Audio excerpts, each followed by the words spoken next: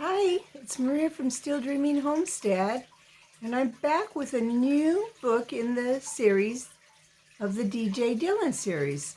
Yesterday we finished the book Mad Dog of Lobo Mountain, and today we're going to start the legend of the white raccoon. If you just saw that picture, and there aren't hardly any pictures in these books, of course, DJ is getting older and he's changing the way he looks. Maybe some of you are noticing that you're changing the way you look, or that you're getting taller, like taller than your mom, or maybe as tall as your dad even. So, this book, of course, is by Lee Roddy. I haven't told you anything about him, so I'm going to tell you a little bit about him. He was a writer and researcher for a movie production company. He lives in the Sierra Nevada mountains of California and devotes his life to writing books and to public speaking. He is the co-writer of a book which became a TV series, The Life and Time of Grizzly Adams. You might enjoy watching that sometimes. I know it's an older movie, but I bet you would like it. He was born on an Illinois farm and raised, on a California ranch. Lee Roddy grew up around hunters and trail hounds. As a boy, he began writing animal stories. He spent lots of time reading about dogs, cats, horses, and other animals. These stories shaped his thinking and values before he went to Hollywood to write professionally. His Christian commitment later turned his writing talents to books like this one. He has written more than 60 books and co-authored, that means he was an author along with somebody else, in another 10 titles. This is the 6th book of the DJ Dillon series.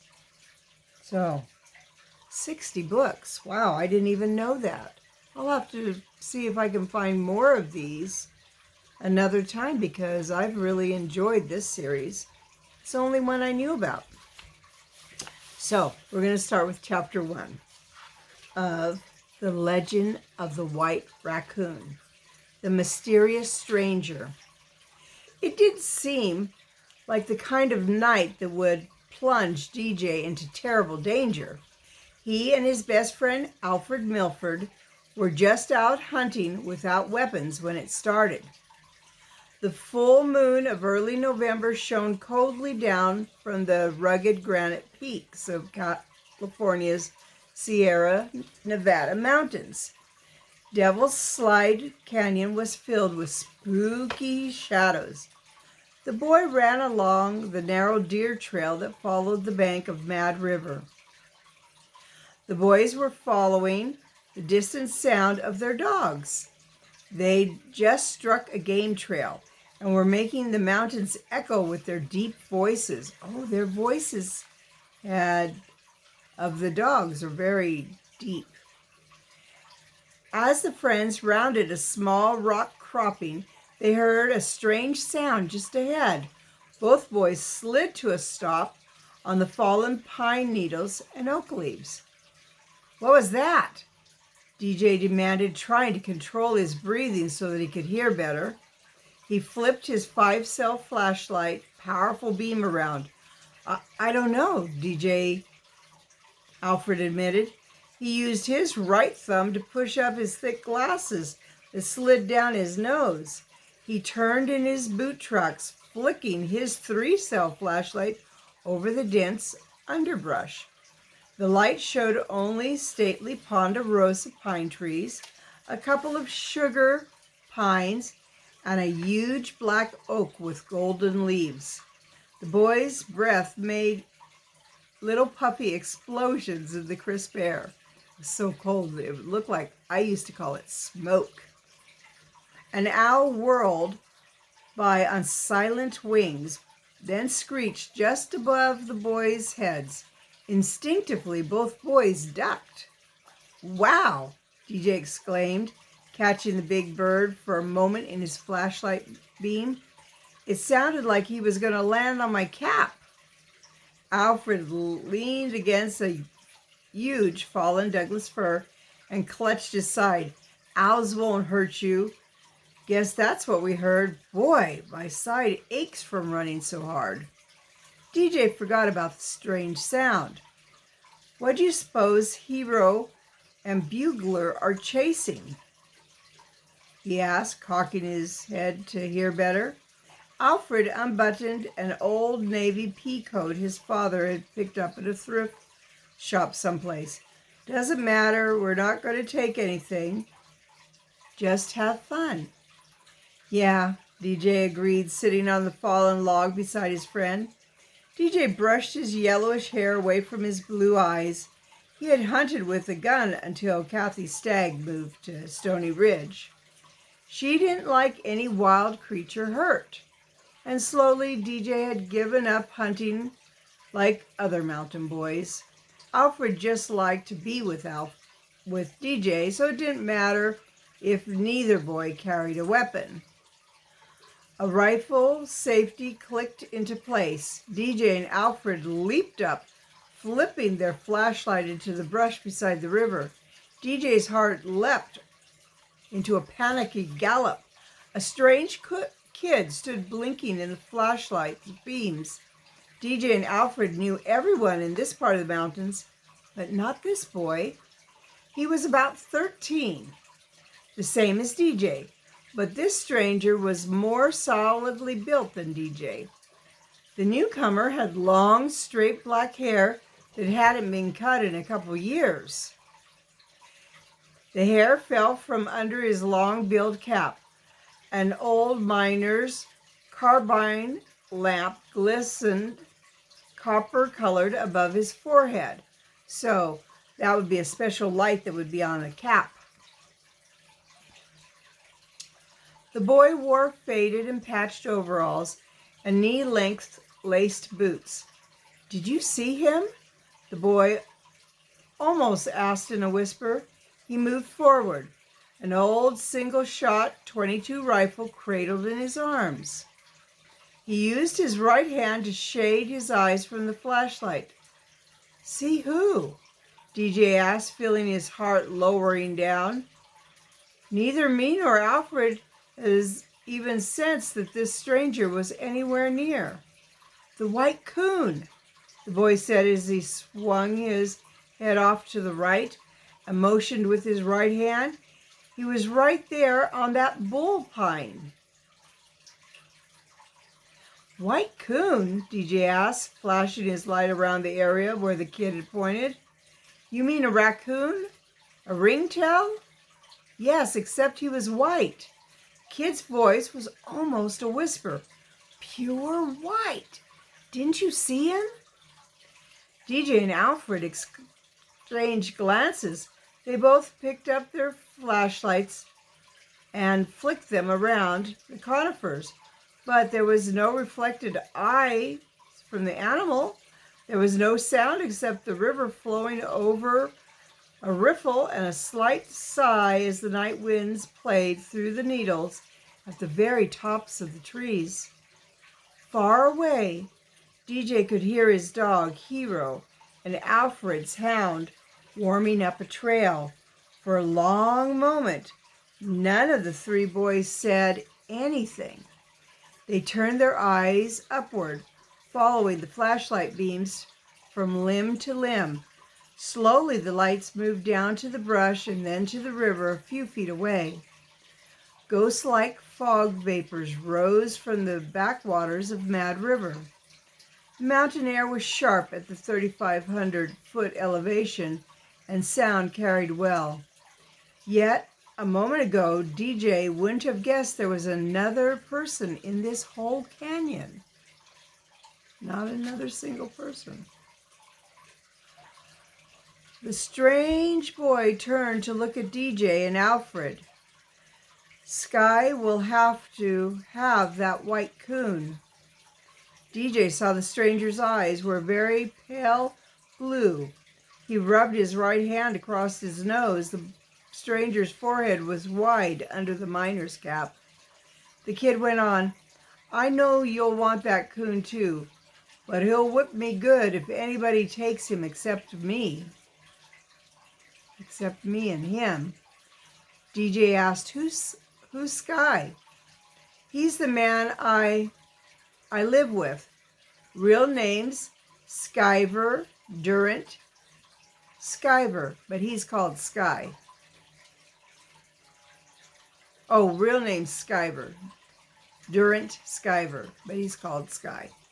Well, he likes me to call him Pap for Pappy, though he ain't really no father or no kin to me.